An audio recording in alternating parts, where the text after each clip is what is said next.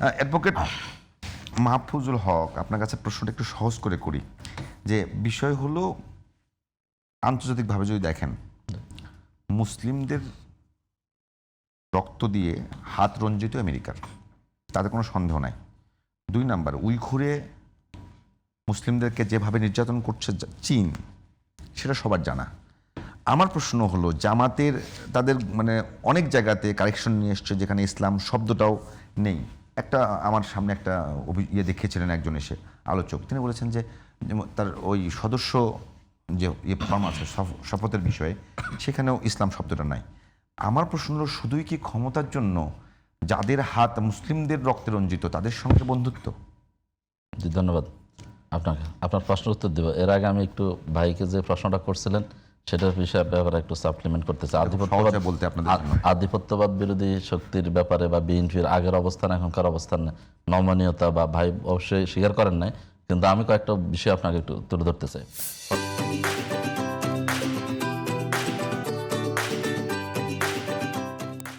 প্রথম বিষয় হচ্ছে, দেখবেন যে আওয়ামী লীগ এবং ভারত কিছু বিষয় খেয়াল করলে আপনি দেখবেন, এবং বিএনপির অবস্থান খেয়াল করলে বুঝবেন।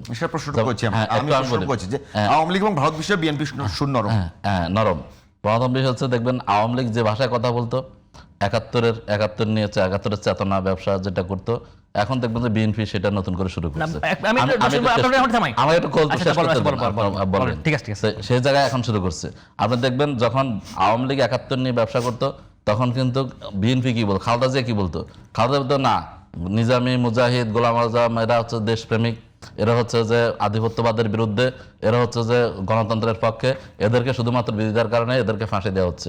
এবং তারেক জিয়ারও একই বক্তব্য দেখবেন সেই সময় লন্ডন থেকে। এখন কিন্তু এসে ওনাদেরটা উল্টে গেছে, ৭১-এর বয়ান উল্টে গেছে।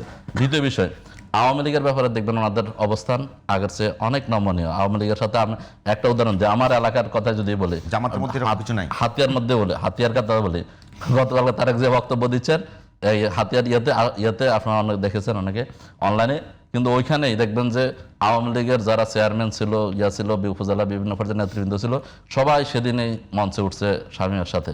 কারণ হচ্ছে যে আগের এমপিকে নমিনেশন দেয় নাই, সেক্রেটারিকে নমিনেশন দেয় নাই, চিটং থেকে একজনকে আনছে, এখন সে ভোট পাইতে হলে তাদের সহযোগিতা ছাড়া সম্ভব না। তার মানুষের কাছে এগুলো সন্দেহ তৈরি হয়। এরপর দেখবেন আপনি রাষ্ট্রপতি পরিবর্তন করতে গেছে ছাত্র জনতা, আমি বলি রাষ্ট্রপতি পরিবর্তন করছে, ওনারা এটা চায় না। আমিও চাই না, এখানে স্টেটমেন্ট দিলাম, আমিও চাই না। এবার ব্যাখ্যা চান আমার কাছে প্লিজ। আমি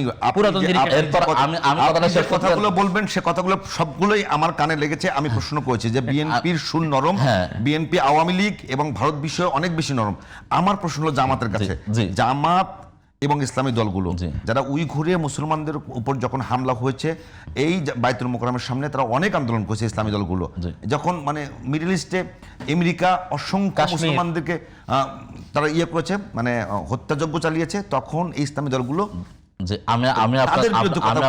এখন শুধুমাত্র কি বিএনপি যেমন ক্ষমতার জন্য তার আধিপত্যবাদ ক্যারেক্টার চেঞ্জ করে ইন্ডিয়ার সঙ্গে বন্ধুত্ব করছে বলে অভিযোগ করছেন, একই কাজ কি আপনারা করছেন? না না, আমি বিষয় বলি।